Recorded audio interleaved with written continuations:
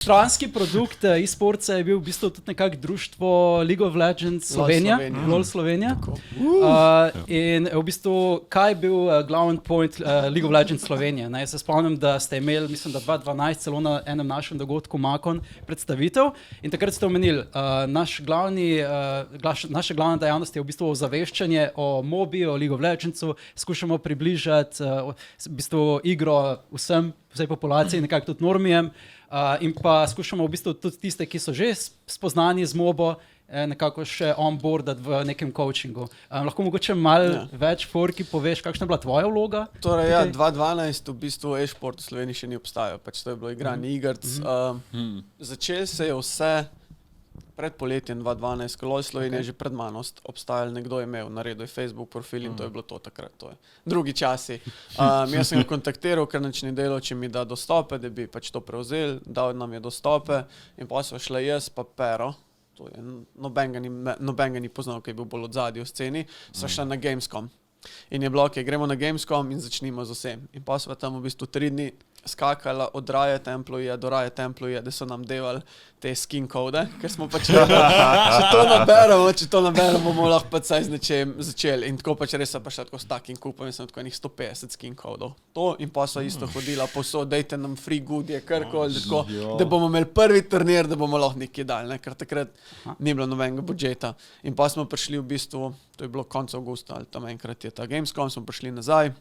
Tam smo celo par slik naredili, vem, da imam še doma zdaj nekje tako list, ki je kao For LOL Slovenija, ki se je Freak slikal, pa pač Krepov, ki je še takrat igral, Wicked, Frog in to pač vsi res. Freak, nekdani caster, trenutno game developer, se mi zdi. Res? Ja, Freak, tako je. Tako da pač z vsem tem, tako drugi časi, veš, to je bilo, tam so imeli v bistvu pripravo, v bistvu je bil kaj turnir za svetovno, pač evropski del za svetovno, kdo bo šel. In to je bil tak mehen stage, kot smo ga imeli zdaj v Sloveniji.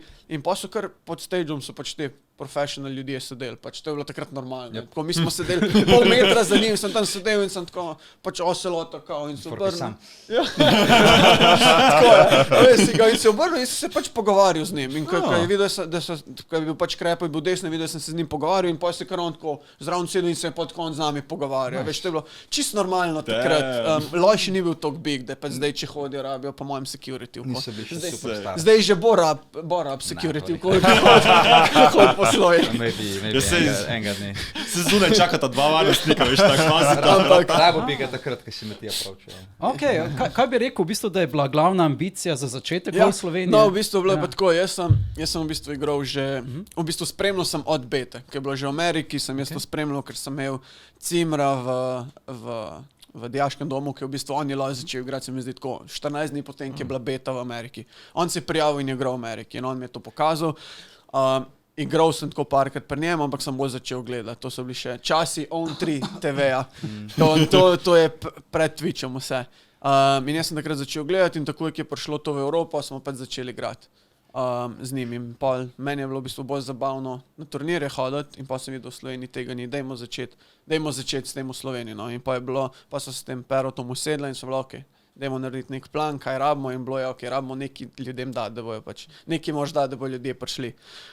Takrat je bil tudi pač Facebook edina social platforma, ki se je uporabljala, pa takrat so bili še websajti popularni, to so še stari, ki sem imel še forum. In v bistvu pa je bilo, next step, narediti forum, pa Facebook pač boostati, tako kar se da. LOL Slovenija forumi, to so bili časi. In v bistvu, no, in pa smo še na Gamescom, da smo dobili neke goodie, da smo dobili neke slike, da smo imeli nek content. In pa smo v bistvu prišli nazaj in začeli s turniri, kjer smo, pač prvi turnir je bil, da smo devali te stvari, kar smo jih tam dobili za ston, no. Pol pa prišel je Makon 2012, Makon, kjer sem dejansko preko prijatelja vam lahko zrihtal, kaj že, tisto, telovadnica, ker se spomnim že Prvi Makon je tako v eni telovadnici. Ja, se še spomnim, sem mislil reči, ti si predstavljal takrat. Šepec. Šepec je bil, Šepec je bil. To je v bistvu, kaj prostor je bil skenca, ne vem, 3 tedne prej.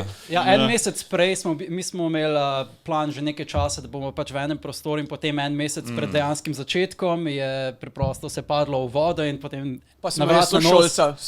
Kaj, ne? Kaj? Ja. Kaj? Kaj the Hedgehog. Ja, on je v bistvu, kaj ješ? Kaj je The Hedgehog, ja? Se njega vsi poznajo, njega kot celega. Slovenija je ena majhna vas. On je v bistvu, A ti ga tudi poznaš? on je poznal ful ljudi, jaz sem vedel, da grem do njega, pač in pa sem prek njega. Šolc moj je bil. A isto, lol. Pa cela šola ga je poznala. On je bil tako smart marketing person, preden je. Za marketing je bil dober. On je tako mal tangents, ampak on je prišel na srednjo šolo in je v prvem letniku, da jaz hočem biti predsednik te šole. In zdaj kaj bom naredil, da bom predsednik te šole? In si je kupil torbo na kolesa. In je vlekel torbo na kolesa. In je cela šola vedela, kdo je on. Ja, tako vsi so bili, kdo je to. Na osnovi se ne spomnim, kaj je naredil sam. In je to bilo, in pa je kandidiral in so bili vsi, glej, haha, bomo za njega in je zmagal. Pa je začel, pa je šlo tako naprej, ampak ja, pač pametno vse zastavil. Ja. In če danes v bistvu spremljamo content, ki ste ga delali, niste delali samo, ne vem, spletne strani, ampak ste pisali članke, delali ste intervjuje, delali ste dogodke, delali ste marsikaj. Podcasti, vse